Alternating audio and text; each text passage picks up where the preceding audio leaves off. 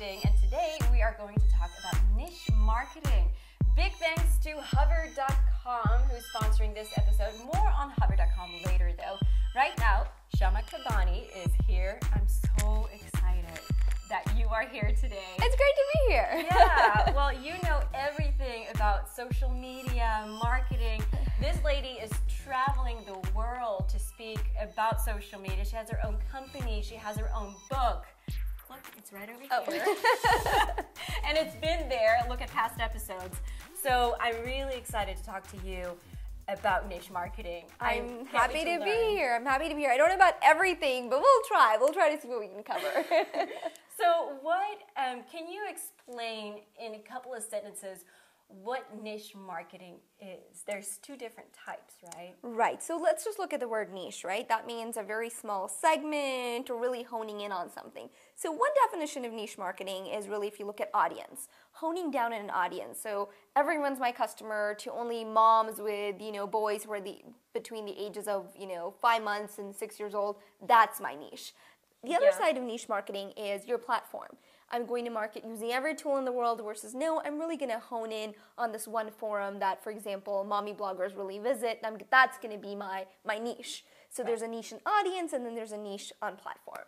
So how, if you have a brand or if you have a business, how would you use niche marketing to promote your product or service or whatever it is? Right, so your first step in any type of niche marketing is to really hone in on your target audience. And the better you understand your target audience, the better any marketing is going to be. And by that I mean so many people start with a very generic, who are my customers? Oh, business owners. Yeah, well, there's a lot of types of business owners. There's lots of types of businesses. So that's where you start. You really try to figure out what is my niche and what makes, also part of that is what makes you different. What is your big differentiator? Sure. So one book that I love and I recommend everybody read it is Blue Ocean Strategy. It was written by a couple of professors. It's an old book, been out there for a while, but the concept is essentially you're swimming in a Red Sea. There's a lot of sharks, so you need to find fresh waters to swim in, blue waters, where there are no sharks, where are there no... Yeah. So you really create your own niche in that way. You serve an audience that is not being served. So how do you find your own water?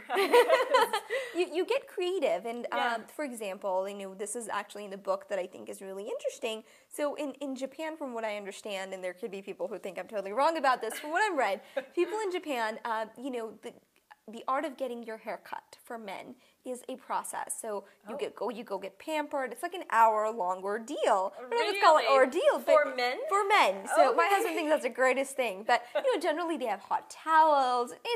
It's a process. And here, of course, you have to go in and the $9 or $14 haircut and you leave. So someone took that concept from there and said, well, why don't we take the American concept of a quick haircut and offer it to the Japanese audience? And it really took off. So that's really a blue ocean. Yeah. I mean, because the current market was very saturated, but to bring this concept of, would you like a quick haircut in a world that's more and more Western every day in terms of how fast our lives are? They worked really well. So that's an example of a blue ocean strategy. You're sort of creating your own niche. Trying to find something new that works for you and something that's close to your heart, I guess. Something Exactly. a little bit more personal. Cross-pollination. So I'm a big fan of learning about other industries because if you read only about your industry, you only stick to that, then you don't really learn. When you look at what's happening in biology or in industrial sciences or even in literature, the things that you can learn from those different industries to pull into what you're doing, I think that's where you really have some cool, innovative ideas. Great. All right. So we're talking a lot about personal brands and personalizing things. So let's talk a little bit about Hover.com, today's sponsor. These guys pretty much personalize anything you have online, whether you want a custom domain name or a custom email address or custom URL, they can do that. Now, I know that there are a lot of other websites that do the exact same thing, except that Hover.com is completely clean. There's no clutter, there's no screaming ads. Yeah. We've all been to the websites that are completely confusing. Well, Hover is like a breath of fresh air. Yeah. So if you register a domain name or an email address, I actually have a promo code. Okay. Frank, So when you register anything on hover.com, you actually support web watching, which is the show you're watching right now, and you get a 10% discount. So just use promo code Frank.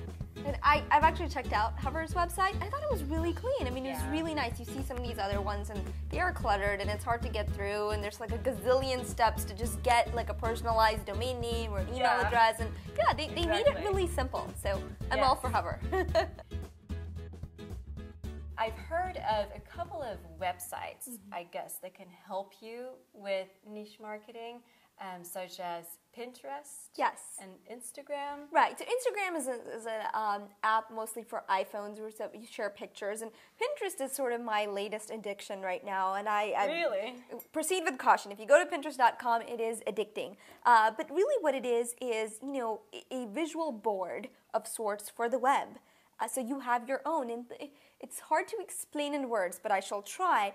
Let's say you're online and you like a dress and you share it and really you pin it to your pin board. And I know that Palpina has great style and I copy everything she wears and I think it's great. So of course I'm going to follow you on Pinterest, for example, similar to Twitter. But I'm not getting updates, I'm getting images. So it's the web in a very visual way. But from like a business perspective, niche marketing, let's say you have a clothing boutique or you do things that are visually appealing. Well, Pinterest is your new best niche friend. And if you see this a lot with bloggers who cook, they've been using Pinterest a lot because you'll see cookies and then recipes. I'm starving right now, so like food. It sounds so good. I'm always starving though. So you can see all that, the pictures, and you click through and you get the recipes. So bloggers, or some of them, are getting their greatest traffic ever through Pinterest. Oh, that's great. Yeah. So what do you think are some of the trends or things that we might see this year when it comes to online marketing? Do you have any predictions?